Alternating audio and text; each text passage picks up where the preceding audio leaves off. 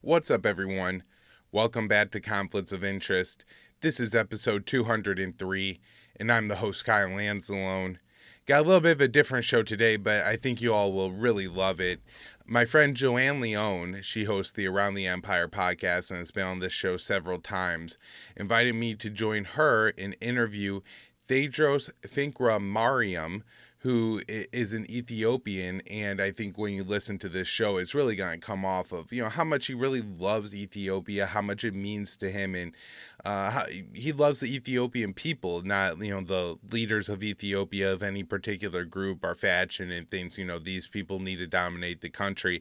And I think it makes it a really great interview, and I think it's going to give our discussions on Ethiopia a lot more depth going forward. And as I've been saying throughout the Biden administration, I don't think we're anywhere near the end of talking about Ethiopia, especially with humanitarian interventionists like Samantha Power really putting it on the top of her to-do list. And so there's a lot of threats of potential intervention from the West and other countries in Ethiopia coming up. It's a region of Africa that's increasingly unstable these days with, coups and stuff going on in the neighboring Sudan. So a lot of important stuff happening in Ethiopia. And I think Teodrose gives a very fair breakdown and a very good breakdown of not only what's happening, but, what is Ethiopia to Ethiopians. And anyways, I really like this. I think everybody else is going to as well.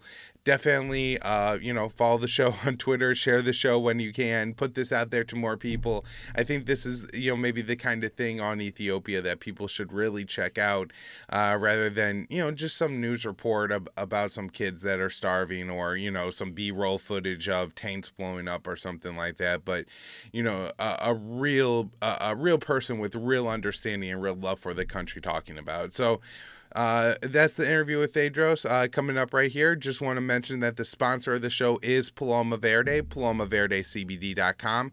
You use the promo code PEACE, PEACE, when you check out. That'll save you $75, or that'll save you 25% when you spend $75 or more. If you spend a lot, you could save $25 with that code. And the show gets a kickback, which is a great way to help and support the show. So if you go do your CBD shopping at Paloma Verde, you use that promo code, it'll help out the show and get you a discount. They have a great lineup of products at Paloma Verde. If you're new to CBD, they have an education tab on the website, but my personal recommendation for you would be the sports cream if you have any kind of pain or anything like that. If you got anxiety, having trouble sleeping at night, I maybe suggest a salt gel or maybe gummies if you're looking for a lower dose.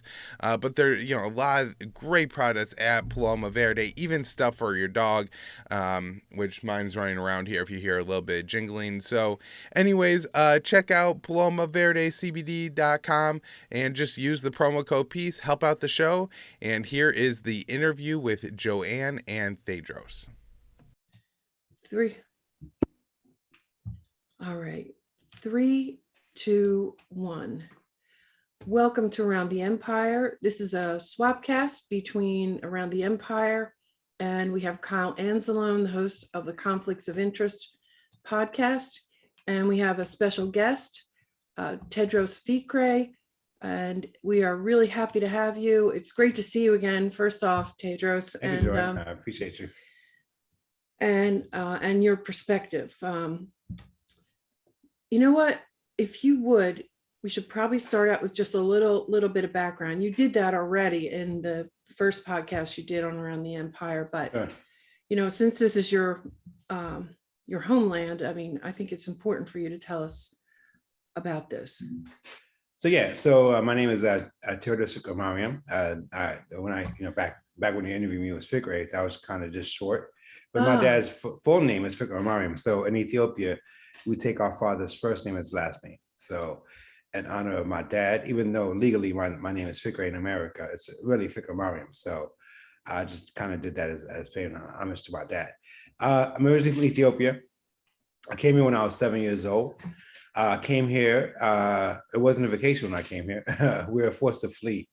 So there was a Marxist government that overthrew the king of Ethiopia back then. In fact, the same year that I was born, a month before I was born, there was a coup d'etat.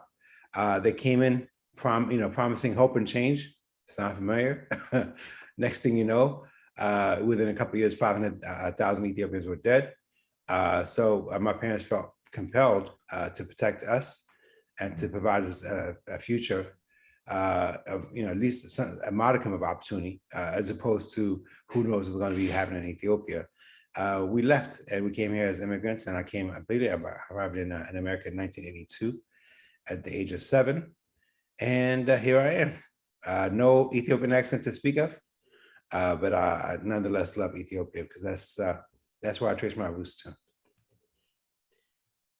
So I'm going to actually ask you, Kyle, where you think is a good place to start with this, because you've been following this situation and this conflict more closely than I have for longer than I have. So I'm going to let you start out, if you don't mind, is where you think is a good starting point for this. Yeah, well, Joanne, thanks so much for inviting me to this conversation, because I have tried to cover Ethiopia and the Horn of Africa in general on my show, but I find it kind of difficult because typically the best news that you're going to get in English is just like the press release from the official sources. So saying that this many people died in this area and it was a war crime committed by this side, but I mean, what the hell do they know? It doesn't seem like they're really there on the ground. And, what the hell does it tell me to read this? I guess maybe where I would start is that Abiy Ahmed, won the Nobel Peace Prize after making a deal with Ethiopia, or with Eritrea, excuse me. And I guess at the time I had covered that on my show, and I really didn't know what to think of it, but I did note that there were people in the north of Ethiopia, the Tigrayans, who were upset about the deal, feeling like they had been cut out. And so then when the conflict started again, or maybe not, I don't know, but at least in the Western media, like November 2020, when it started again, my initial interpretation was, here's another guy who won a Nobel Peace Prize, put around his neck, cut a deal with a neighboring country, and then used that as cover to launch a war against his political enemies. And so I'm not saying that's what happened, but that was kind of my initial impression. I just wonder what you think of all that and kind of Abe. Sure, the complete opposite. So initially, when the conflict occurred, it was actually November 4th of 2020. The TPLF. Let's kind of put the record straight. TPLF are heinous. I don't know what else to call them except what they are, which is a terrorist group. They've ruled Ethiopia with an iron fist for 27 years, and their regime.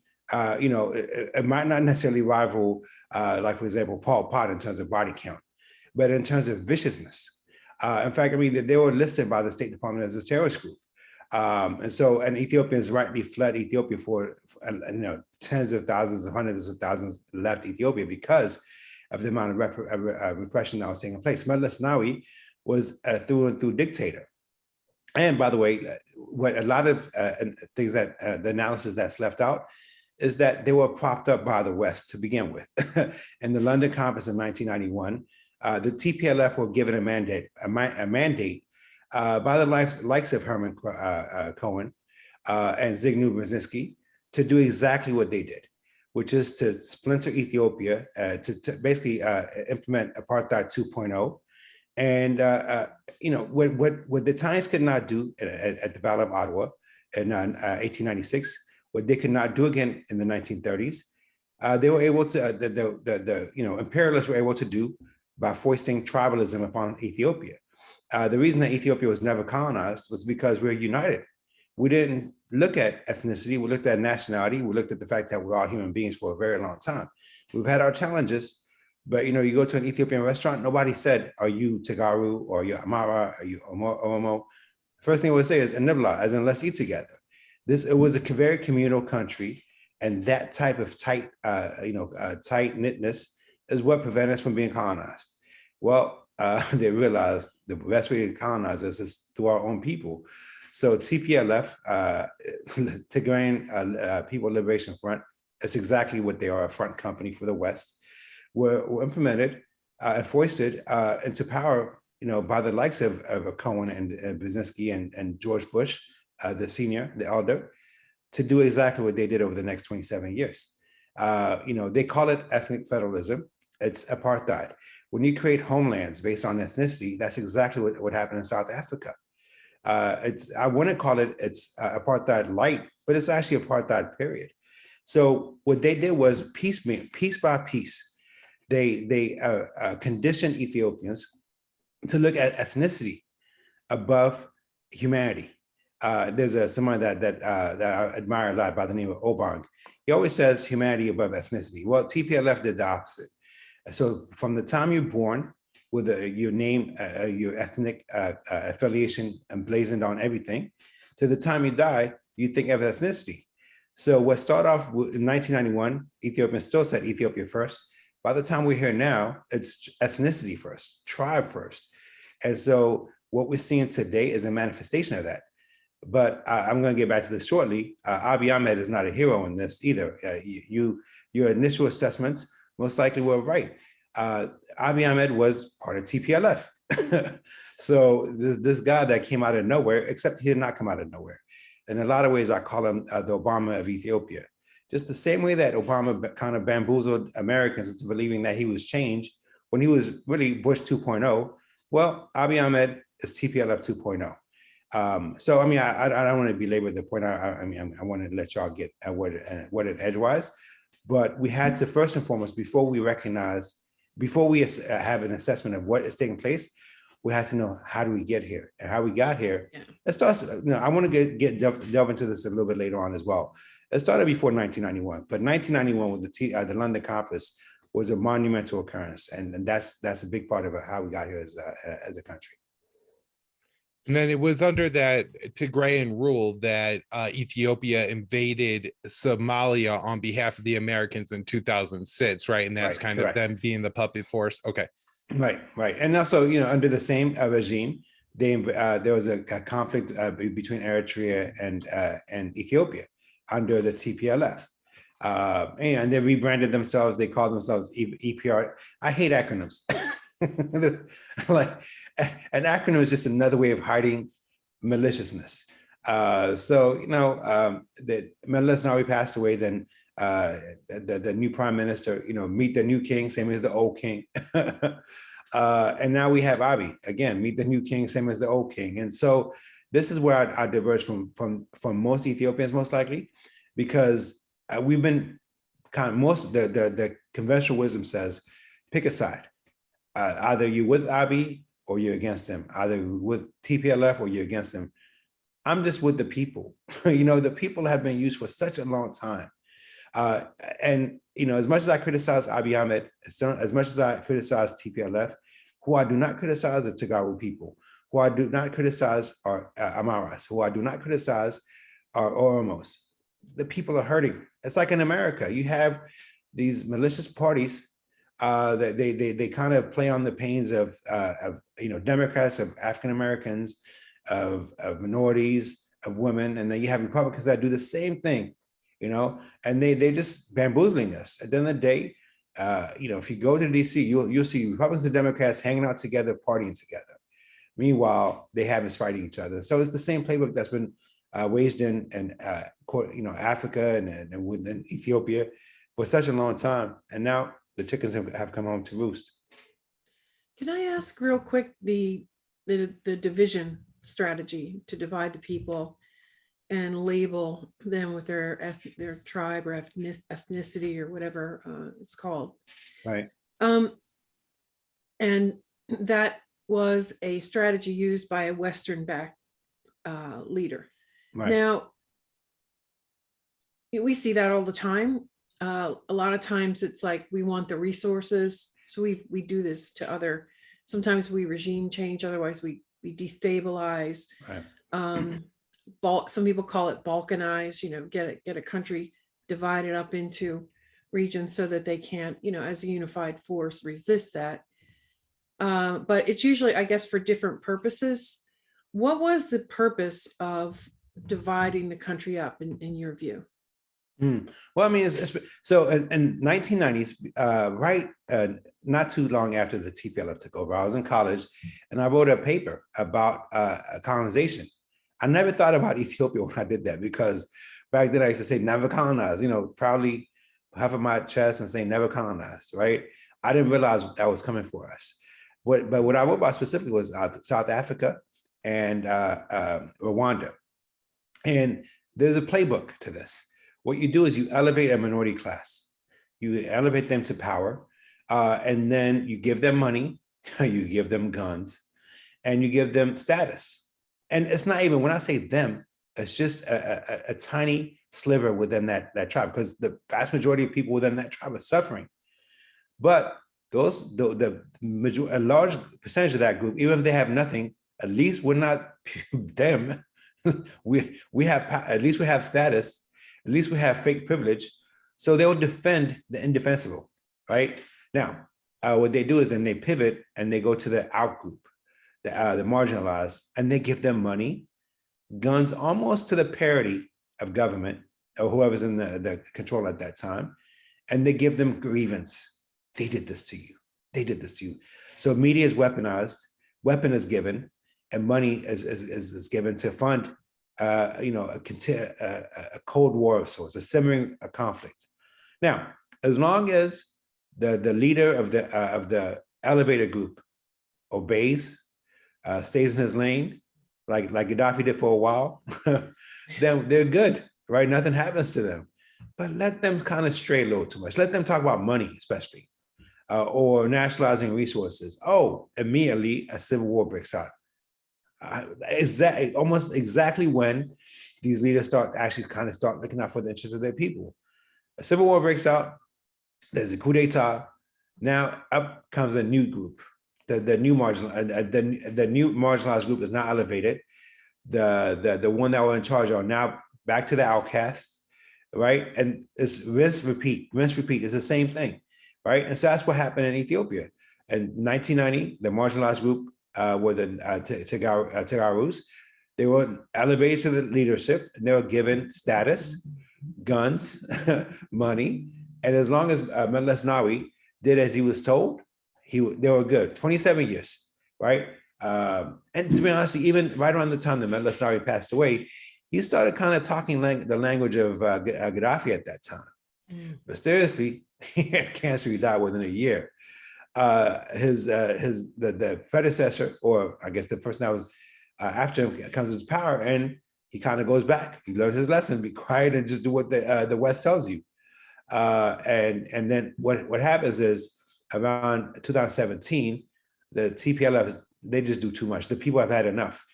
So it's just unsustainable. There's going to be a revolution. So what do? You create a masterpiece like Obama was, right? Or the people in America have had enough of Bush. They were ready to turn on the whole thing. Something historic had to happen. They gave us Obama. Well, something historic had to happen to prevent Oromos and Amaras from kind of uniting and kind of demolishing the status quo. They gave us Abiy, Obama 2.0. So this is how colonization works. And now I can't even look and say, well, Ethiopia's never been colonized. We have, by ourselves. And it's been done so by weaponizing our leaders against us. It's frustrating. Now, real quick, the resources that would be coveted in this country. Sure. The court. What I know, we have the whole issue of the dam, which Right. it's the origin of the Nile, and in Ethiopia. So that's a big deal. Some people say water's going to be more valuable than oil, but minerals are a big thing right now. There's a lot of grabbing of land and countries and things like that with the aim of minerals. But what is it that they're after in Ethiopia? Kyle, do you have any thoughts on this? I don't want to kind of monopolize that. I guess, yeah. I mean, I would love to hear what your thoughts are on the dam. And just to put it in perspective, I think it will be, I don't know if the world's biggest dam by size, but hold like the world's like largest holding like pond from the reservoir. It's going to be absolutely massive.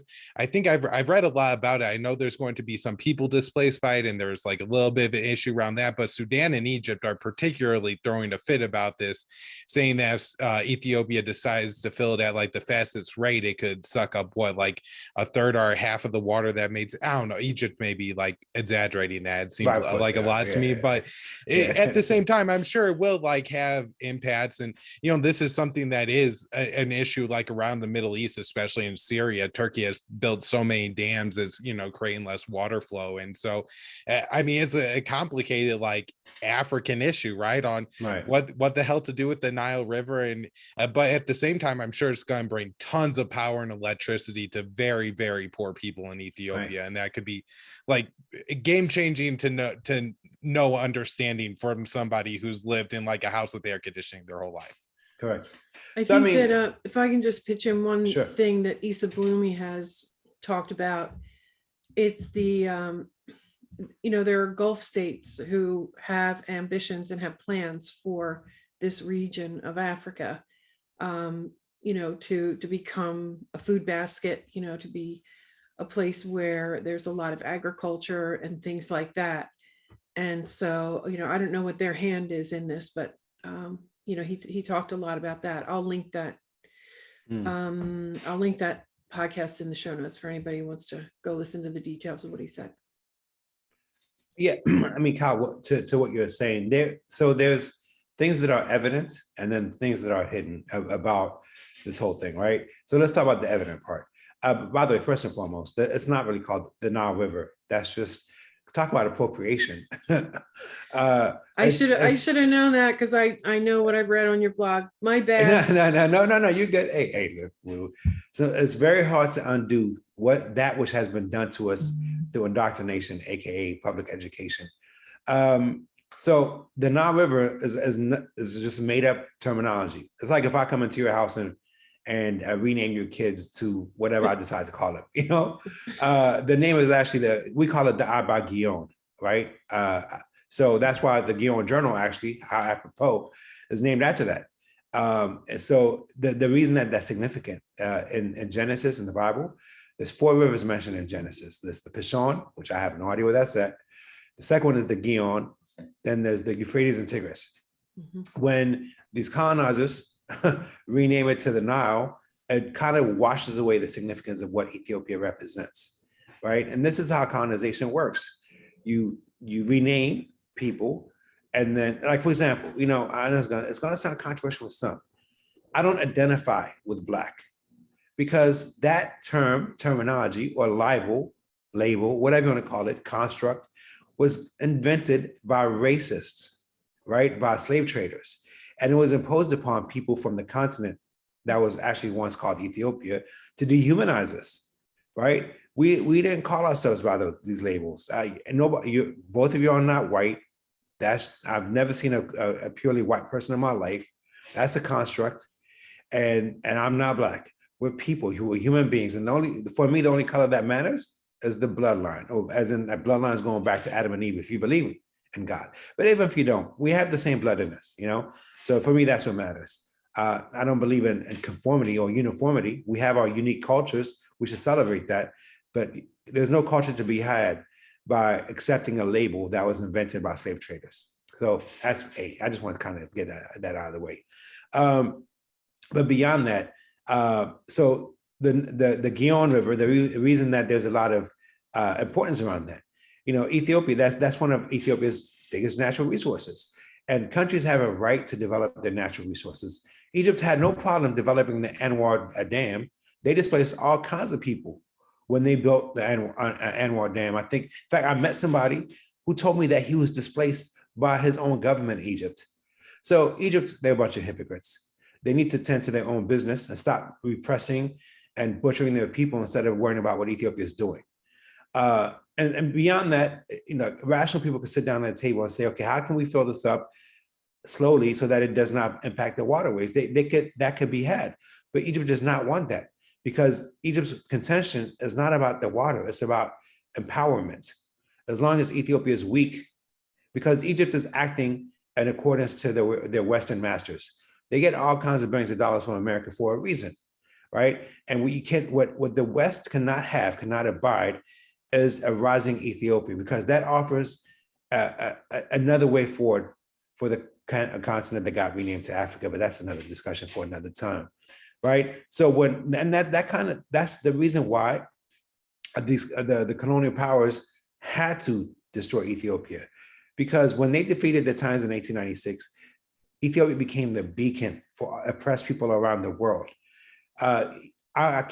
There's so many flags in the continent. I keep saying the continent. The continent that was once formerly called Ethiopia. They're all in the pattern of the red, green, yellow, red for a reason, because they were awed by the fact that Ethiopians were able to defeat the Titans in 1896. I think there's like 3 or 4 countries in South America. So what Ethiopia represents is an alternative to corporate capitalism, an alternative to colonization of global oppression. You can't have that. You can't. So that's why they're coming after Ethiopia with a vengeance. So one, it's the Gilon River to make sure that we stay feeble, because if that gets developed the right way, then you're talking about people that can build up electricity, then they can build up natural, their local communities, and that's how you empower a country, by the way. Self-sustaining electricity, right, too. self-sustaining, not energy they have to buy from someone else. Yeah, and that's the threat. And that exact. So as long as what these countries do, these so-called philanthropists, the devils, as far as I'm concerned, they cripple you, then they give you a crutch, right? Or another way of saying it is they give you a fish. They donate fish to you as they're emptying out the whole lake of fish. So Ethiopia, if it had the right leader, which Abiy is not, because he's feeding into the whole quote unquote liberalization, which is theft of the people and shipping it overseas. He's no different than Meles Zenawi in that way. But if we had a leader that actually cared about the development of the people instead of developing skyscrapers, then maybe we could have actually a way forward. Right now, we don't. Instead, we fight each other, because when resources are scarce, when there's not enough money, not enough food, tribalism increases, and strife increases, and eventually bloodshed increases. and then you can extract their stuff and elevate an elite and extract stuff and enrich a small part of the population over and over and over and over and over again. We see this. Yeah. It's happening in America. That's exactly what's going on. Oh, wait, America's colonized. We're a colony of the British. It's been like this since 1812.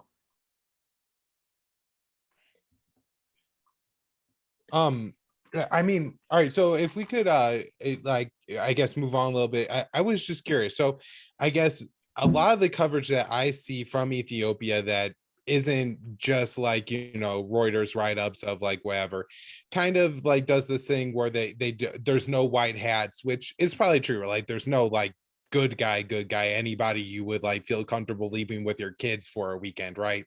But at the same time, it seems like everybody's doing the like both sides thing too, where it's just like everybody's bad, and that's like as detailed as they could get with it. And in a sense, I guess from looking at the reports, I saw, I think today they said it was like a Amara militia that committed war crimes in the Tigrayan region. I was actually looking up stuff for Somalia yesterday and noticed that they actually replaced and now named the biggest terrorist attack ever in Africa no longer as the 27 team Mogadishu bombing, but a 2020 I guess TPLF massacre of 1,100 people. And so, there's that. And then I think, I've read reports about the Eritrean army committing some pretty vicious war crimes, including mass rapes of Tigrayan people. And then less about the Ethiopian army, but I imagine that they're not much better than anybody else. But I'm just wondering if you kind of agree with like that everybody is bad, or if there's maybe some distinction that we could try to draw between the sides. So these supposed free press, they have an agenda. In fact, I'm working on an article coming up shortly about CNN, and hopefully I'll have that published next week sometime. But their agenda, they're the mouthpiece of Western government. It's funny how, and they're, when they go through and detail these massacres, they never talk about the massacres that TPLF committed during the 27 years they were in power. They omit what happened during the Richa massacre or the genocide that happened in Anwak. So all of a sudden now they're shedding crocodile tears for Tigray when they have not been they have not been shedding any tears at all, while TPLF was butchering their way to power the whole time. And the reason that they're doing this now, again, is to create strife. The Western government's most powerful weapon is not the gun, it's the media. It's the media, and they deploy the media with vicious, lethality. And so you have the likes of CNN, MSNBC, AP, Reuters, all of them. They have an agenda. Their perspective is not to tell the truth. Like I've said, I've written articles in the past where I've criticized Abiy Ahmed. I'm no fan of his, but I've also said when TPLF, it was TPLF. Let's keep in mind, it was the TPLF that attacked on November 4th. They attacked in the dead of night and killed hundreds of Ethiopian soldiers. And then all of a sudden they say, oh, I can't believe we were being attacked. Imagine what America would do. If, let's say, for example, Mexico attacked Houston, killed hundreds of American soldiers, and then they withdrew, and then they started lobbing missiles into Texas and into Louisiana and to California. What would America do? Mexico would be leveled. There would be what did America do in Iraq when 9/11 happened? Well, every day TPLF was creating a mini 9/11. And so they start off with a 9/11 of their own on November 4th, 2020. But again, this is the disingenuous nature of the supposed free press. They don't talk about this because their intention is to create strife for two reasons. One, that's what their corporate masters want them to do because that's how you make money. And two, that's what the Western governments want them to do because that's how you create strife.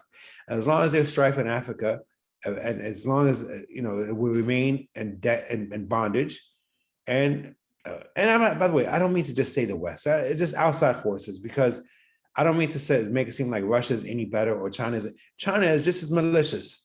What they're doing by indenturing Africa with debt, making it seem like they're hands off when really the minute that if an Ethiopian, or an African government does not do what pleases China, they pull their investments. So they're weaponizing investments just like the West is. They're just doing it in different ways. So here's what we need. I keep saying community empowerment. Well, it also has to be country empowerment. This globalization scheme is not working. It's not working. Countries need to be able to develop their own economies and be independent from this global monetary system of theft. Yeah.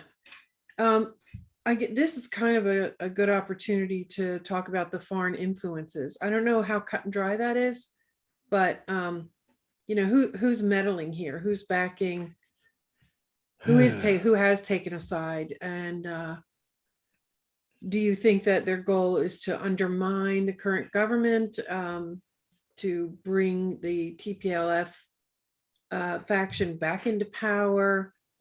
Is there any of that going on, or? Yeah. Is it a proxy war? Sometimes these things are in some ways proxy wars.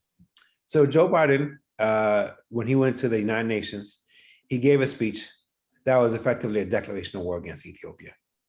And the way that these wars happen, by the way, it's never really a direct attack. It's through proxy. And the proxy in this case was Egypt. Egypt has been getting billions of dollars. And then Egypt, and in return, they kind of do a proxy war of their own by funding these hateful and extremist elements like OLF, TPLF. They pit people against each other. And so sadly, Ethiopians have fed into this. Instead of realizing that we're literally, you have governments, media, NGOs, I call them human rights wash instead of watch, because the leader, I forgot his name, I think his name is Jerry, was literally like propagandizing on behalf of TPLF. And what TPLF has done over the years, over 27 years, is they've established a lot of connections. Relationship building is their expertise. So, what you do is you establish a relationship. You don't ask for too much. You give money. TPLF has given lots of money over the years. One of the biggest, I forgot the name of the law firm or the lobbying firm here in DC. The name escapes me, but they give. I mean, they give all kinds of money. And the minute that they want it, they call in their, it's called calling in your chits. Yeah. They call the chits in and they say, hey, we need this favor. And, human beings are susceptible to that level of relationship. You befriend somebody, especially somebody that gives you money, you're going to tell the story. You sing the way that the maestro is telling you to sing. And so that's what TPLF has done. And so these so-called journalists, they're propagandists as far as I'm concerned. They're not really seeking truth. They're this yellow journalism at its highest when it comes to what's going on in Ethiopia. Plus, you can't really get into. Aren't communications cut off too? Yeah. And no journalists can really get in there. Right, is that true? Right. So, like in Syria, that happened where in certain areas, the only information coming out of there was, from the moderate rebels, if you will, and I did heavily propagandized. Sorry. I did see that at least the AP is saying that one of their freelance journalists was arrested by the Ethiopian government. And, this is one of those cases where I never support arresting a journalist or anything like that. But as you're talking about, the information coming out of Ethiopia is so limited and the narrative is so powerful from just a few handful of sources. If they really feel like this person is reporting like some extremely misleading information, I mean, that could be a real problem created. I was curious though, you mentioned that there's some TPLF lobbying in the US. Is there like at all an Ethiopia lobby? Is there, I guess I personally, as far as I know, I've never met anybody that's actually from Ethiopia. So I'm not sure how much of a Ethiopian community there is in the United States or where it is, if it's here, and just if there's any lobbying power or like there's somebody in Congress who takes this up as a main issue or something. Yeah, I mean, there is so the TPLF lobbying by far exceeds anything that but see, I had to pause on that too, because again, for me, I don't really make a distinction between TPLF and Abiy Ahmed. Behind the scene, they're working together. This is how it always works. You have these leaders, this opposition faction. Again, I'll refer you to Republicans and Democrats, right? They pretend to be fighting in front of the TV. Behind the scenes, this is why they went after Julian Assange. He was exposing the duplicity of this whole thing, right? If you look at some of his Cablegate and all that kind of stuff, you see, and these dispatches, that these folks are actually best friends, So Abiy Ahmed in that same way. So, if Abiy Ahmed is not really lobbying Congress, I think it's on purpose. I believe his aim is to radicalize Amaras and Oromos against Tigaros. And TPLF's main job is to radicalize Tigaros against Amaras. And to be honest with you, actually, now Oromos are kind of, at least the extremist element, are going towards more of the Tigaru side of the equation, or the TPLF side of the equation. This is a recipe for a Rwanda 2.0. And back in the day, when Ethiopia was attacked by Italy, for example, we would have these patriotic songs. And I mean, if you hear it, it makes you just want to, it's like listening to Eye of the Tiger. It just makes you get all in, These songs are now being sung so that we could kill each other. This is how far down the rabbit hole that we've come. And at the forefront are Debretsion, who's the TPLF's main guy, and Abiy Ahmed. This is exactly what they're meant to be doing. And so they're doing it to us. And sadly, people are not realizing this, And by the way, one additional thing. I used to be in an organization called Omega Psi Phi. It's rooted in Masonry. And most people know, I think every American president was a Mason. All of them. So this idea that there's free elections and all that, it's just a farce. You and I have a better chance of tap dancing on Mars than we do becoming president of America. You have to be on the inside of club. Well, Abiy Ahmed is a Mason too. You know, Haile Selassie was a Mason too. All these leaders are on this secret society insider club. We're not George Carlin once said, "It's a big club, you ain't in it." Well, this one is more like a big cult, and we're not in it. And until we recognize that as the bottom 99% or whatever you want to call us, humanity versus whatever, then we're gonna keep getting played. By people that have 20-year vision will always beat people that react day to day. You say that there's potential genocides or factional massacres, things like that. And the reason why I reached out to you when I did was when Samantha Power stood up and said, it's all everything's on the table. And she started sounding like she did when she pushed to do a no-fly zone, to do another one of the humanitarian interventions in Libya, and we can see what happened there. Right. And there are a number of people who are comparing this situation to Libya. So it set off my alarm bells, right? But it also so happens her background, or I guess when she really kind of burst onto the scene, was when she wrote a book on genocides, and she lectured the world about early intervention too. And she pointed out, fingered the people who could have stepped in and prevented that and didn't. And so I guess her mission in life is to never let that happen again, by deploying whatever means that she has. And she has a lot of influence. And now before she was just, I think she initially was an advisor, and then she became the ambassador to the UN. But now she's heading up US Aid, which is basically it's a front organization for the intelligence mafia. Right. The intelligence.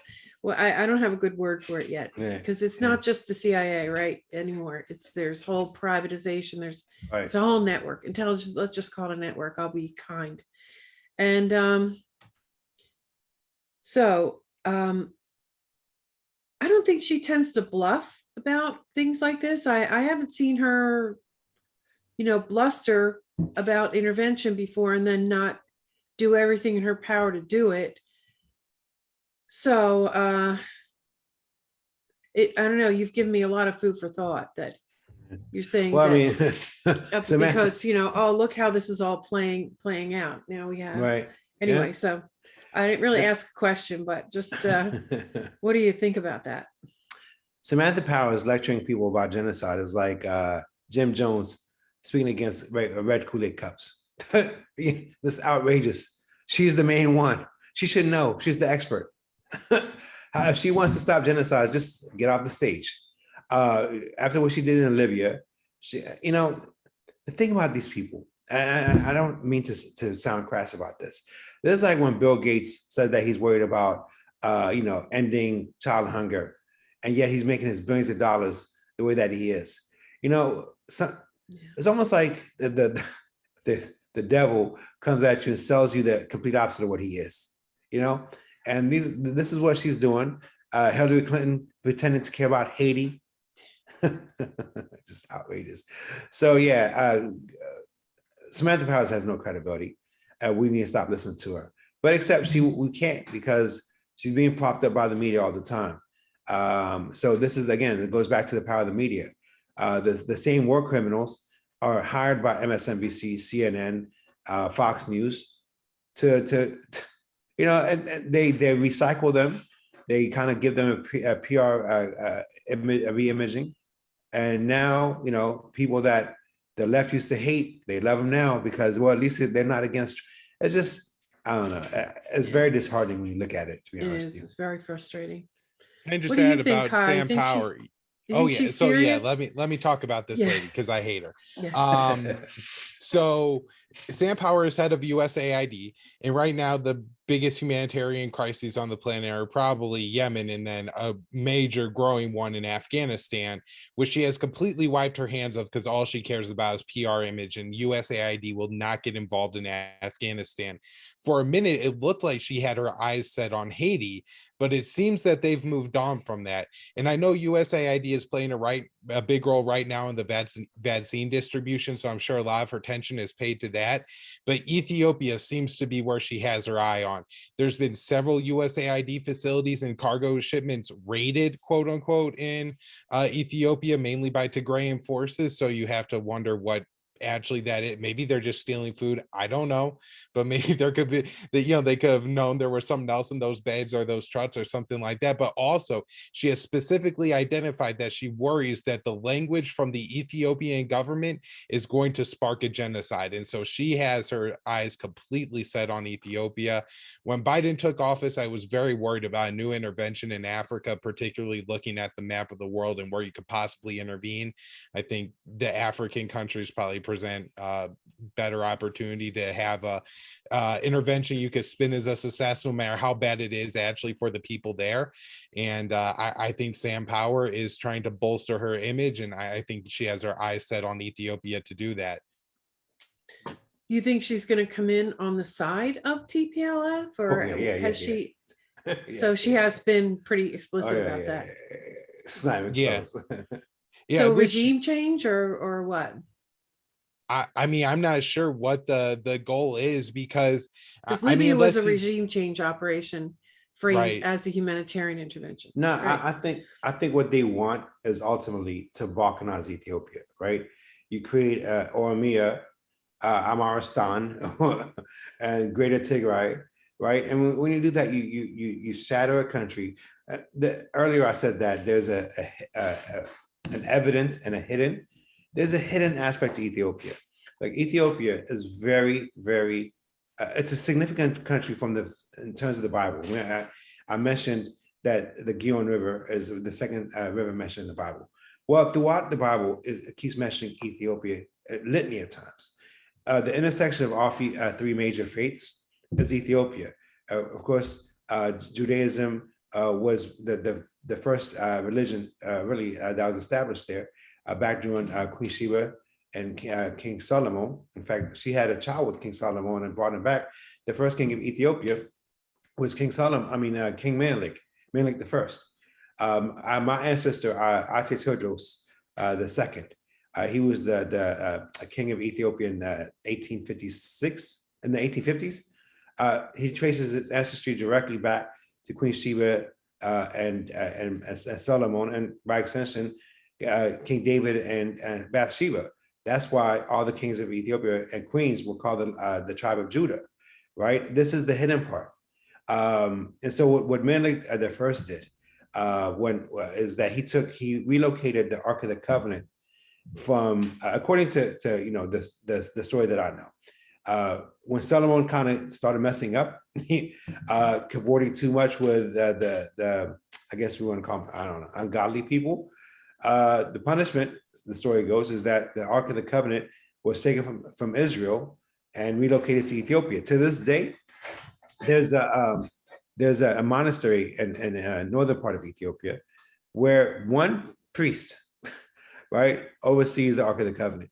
And there has been many attempts to get to that location, and they can't. I don't know. It's almost like there's an invisible army guarding that. One monk guarding something that's covered up by so many people, but yet they have not been able to get it. And so I think maybe that could be the hidden reason why. Because if you fracture Ethiopia in so many different ways, maybe the thinking goes, well, we could get what we want. And so, there's a lot of cross sections, and like I said, Ethiopia is like not only the birthplace of not birthplace, but the locus for Judaism. Christianity was founded there. 280 years before Constantine kind of co-opted Christianity, Ethiopians had adopted Christianity.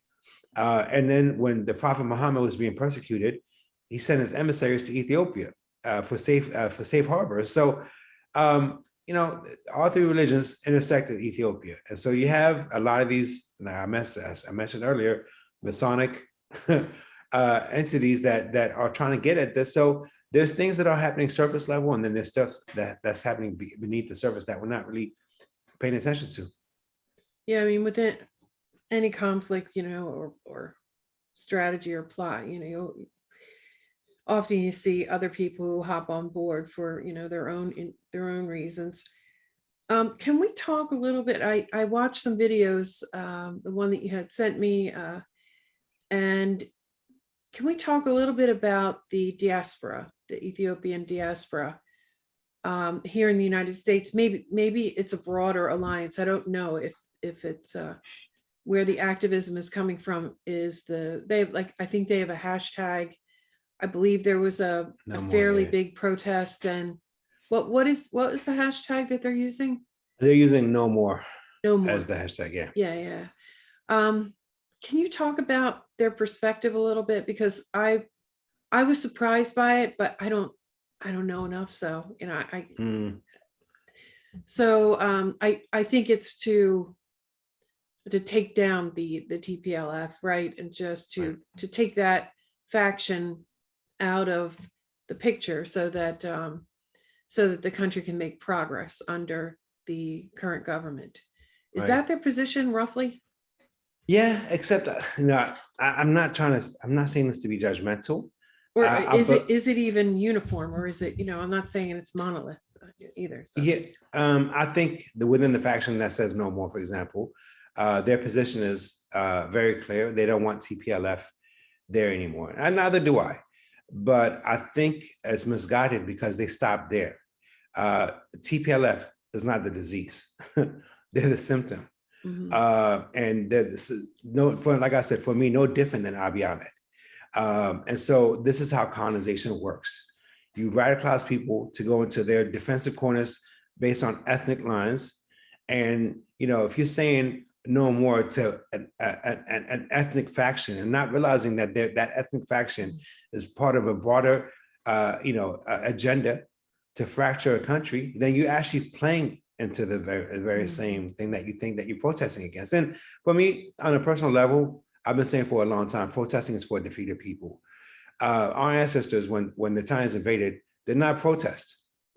They had the reason that we were able to defeat the Italians, it wasn't really the gun, it was the vision of Ta'aitu, Queen Ta'aitu, the vision of King Menelik II. And by the way, when the word Odysee, like Odysee Teodrose, it means vision. So the leaders of a country have to have a vision. And so now we're being led by visionless people up to a point. And so just willy-nilly protesting every 2 seconds, who's going to listen to us? America's not going to listen to us. They're doing this. They're the ones that's kind of, agitating and prodding and provoking all these things. So you protesting to them? Good luck. You protesting to CNN? Good luck. So the key is not to protest, right? It's to have a vision. And that vision, for me, entails making sure that the plight of Ethiopians is understood not just by Ethiopians, but by all. It's all about weaving. At the end of the day, the media is so powerful because of narrative. So if people understand that the plight of Ethiopia is directly related to the plight of Americans, that the suffering that's taking place in Ethiopia is a direct byproduct of the suffering, the economic disparity that's taking place here in America. As a homeless child in Ethiopia suffers, a homeless child here in Atlanta suffers. You start weaving these factual narratives, then you have a chance of building a consensus, because now people are not looking at Ethiopia saying, why do I care? They're saying, oh, I care because this is the same thing is happening to me. But we're not able to articulate that message. One of the things that I was not trying to step on the messaging, but like, for example, Bob Marley had a song called War No More, right? So if that hashtag was War No More, and then you say, okay, Bob Marley's song, African Americans, War No More, you don't want the war that's taking place, economic war against you, War No More. Mexicans, you don't feel like you're being valued in America for your contributions. So you start tying in their narrative that way. Who's very good at doing this? TPLF. I've actually listened to, they used to have meetings on Clubhouse. Now I just sit there and just listen. They go messaging, hashtags, when to do it. Make sure that you do it. You have time in between. Man, it's very efficient and effective the way that they do it. But again, if you're just willy-nilly protesting without necessarily having a coherent vision, you're going to keep getting defeated by people who have a vision. TPLF, say what you will about them, they have a vision. They're carrying that out. That's how they're able to wage such an effective media campaign. And sadly, that vision was actually kind of fed to them in London. They were trained to do this over years, and now we're kind of seeing the manifestation of it. And so I'm hoping that at some point we stop protesting and actually, like for me, pick up a pen. I forgot who said it. To pick up a pen is to declare war, or something like that. Pick up a right in a way that connects the dots for everyone. That's how you defeat colonization. Yeah, and I mean, once you understand the truth of something, it's really kind of hard to undo that. Yeah. So yeah, I do agree with you on that. Well, we've already kept you for almost an hour, so probably should consider wrapping up. I chose not to go into a bonus question because I just think it's better to keep this whole interview public and main. And but I hope that you'll come back and talk to us again, because your kind of insights are really valuable. Thank you. Anything else, Kyle? You may have some more things you want to touch on, and also Teodrose, please, if there's anything you haven't been able to say, please do that too. If I just have one last question, I'm just curious as to what the, I guess, situation comparatively, like living standards are in Ethiopia right now, if they're declining or on the rise. I noticed, or at least saw a lot of reports of it not just being like the Ethiopian army, but also like ethnic militias, mainly comprised of like young men, going out and engaging in some of the fighting. And when you have that happen, at least in other areas of the world, it tends to get really nasty and brutal. These aren't trained fighters in any way. These are just, kids. They get, not kids, but young men, they give guns to. Yeah. And just say, go kill these people, and bad shit happens when that happens. And it seems like, the worse the economic opportunities are, the more you're going to have the young men willing to, do that. Because if that's the only way to feed your family, then you give me the gun, right? If it's that versus watching your kids go hungry, I kind of get that. I also recently there's a huge locust swarm in the Horn of Africa, and I know really devastated parts of Kenya, and I know Ethiopia, it actually grows food, so I'm not sure if that had any impact, but just in general, is like there any good standard of living, or is it kind of declining? The life for the top 1% has been very good for them. And I think it was Sammy Sosa, America's been very good to me. Well, colonization or globalization, whatever you want to call it, has been very good to the top 1%. And that cuts across all ethnic lines. Even during the days of TPLF, you had Amara businessmen that were doing very good. You had Omo businessmen that were, and I'm not anti-business, by the way. I'm just anti-gluttony. So for these gluttonous people, they're living large. They're talking about like sultans don't live as good as some Ethiopians living back in Ethiopia.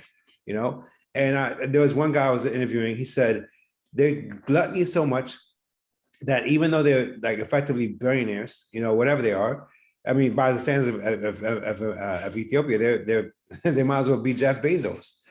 That even though they have that much money, that they would take the donated food and give it to their as feed for their animals. That's what money does. You're taking money from the poor and giving it to animals. So how do you gauge decline? If you have a billionaire and you lose $100 million, does that really decline? For the life of the average Ethiopian, the bottom 95, whatever you want to, I don't know what exactly the threshold is. There is no decline. There's no incline. There's just suffering, and life is getting harder and harder by the day because inflation, which is the lethal killer, as just whatever wealth has been built up by a few people outside of that 1% club, even that's being eaten up now. It sounds like America, doesn't it? So yeah, there's what you said, by the way, people turn to guns because they're being paid. It's not just that. When there's this level of disparity and hopelessness, people kind of revert back to their animal nature. This is what happens all the time. You take away the hope from people. You take away the ability to kind of provide for their own families, and their family members die. I mean, this is why people turn towards terrorism in certain parts of the country or the world. So this is just human nature. You rob people of their dignity, of their ability to feed their kids, and you just imbue them with hopelessness. They don't hate the people that are doing this to them because they can't see them. They hate people that's next to them. And so they end up killing each other over this. And so, it's a sad byproduct of this new world order globalization where the fourth industrial revolution promises liberation by putting you in prison of staying at home, UBI, universal basic income, for doing nothing, and see how that works out for everyone. Yeah. Anyway, anything else you'd like to talk about before we wrap up? Yeah, so kind of breaking news of sorts, I guess. So we're kind of the Guillaume Journal has been around for the past 6 years. It's coming to an end, to be honest with you. I'm kind of announcing that, that we're gonna I'm gonna kind of transition. Well, first I'm gonna kind of just lay low for a bit and just ponder the next steps. It's whatever. Even the word Gion, right? The Gion River in Ethiopia, they say it takes life and gives life, right? And so my writing has been so focused on politics and doing so in a way where I'm kind of raging against the machine. What I've realized over the years is that by raging against the machine, I'm empowering this very same machine I'm kind of raging against. So I'm going to just kind of ponder and reflect about what is the best way to stand up for justice. What is the best way to unite people? Is it by raging against the machine, or is it by kind of building a new machine that's just, so that I'm just on that quest for understanding. So part of that quest, I think, I'm going to probably write the last article for the Guillaume Journal tomorrow, and then see what happens after that. So I guess you could say this is the goodbye until the next hello, which whatever the iteration of Teodrose is going to be. Will you still be available? Can we still follow your work on Twitter? To be able to just how to stay in touch. I mean, is that the best way? Yeah. So it's still my Twitter account is Teodrose, Teodrose, and then number 2. Like I said, I might lay low for like just this whole contemplative moment, especially during the holiday season coming up. And then I'll eventually resurface. I love writing too much. I can't give that up. So I'll be here. Well, I really appreciate the time that you've spent. And Kyle, thanks so much. It's always great to co-host with you. And when you become active again, we'd love to talk to you again about this. Definitely. Yeah, keep in touch, Kyle. I'm not sure if you're following me on social media, but if you're not, let's link up. I definitely will. Yeah. I hope I didn't monopolize the microphone too much. No, not at all. No. Okay, cool. Yeah, I enjoyed it. I really do. I mean, this is for me that Kyle, you're very informed about what's going on in Ethiopia. And I appreciate that about you, It's very hard to decipher truth apart from lies.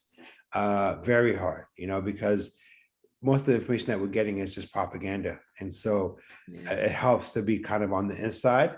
But even on the inside, you kind of had to be realize exactly how the game was being played, or else the game will play you. So, it's just we were all kind of on a search for truth, I guess, in that way. Definitely. Very much. Thanks again. Appreciate it. Thank you, everyone. Have a blessed night.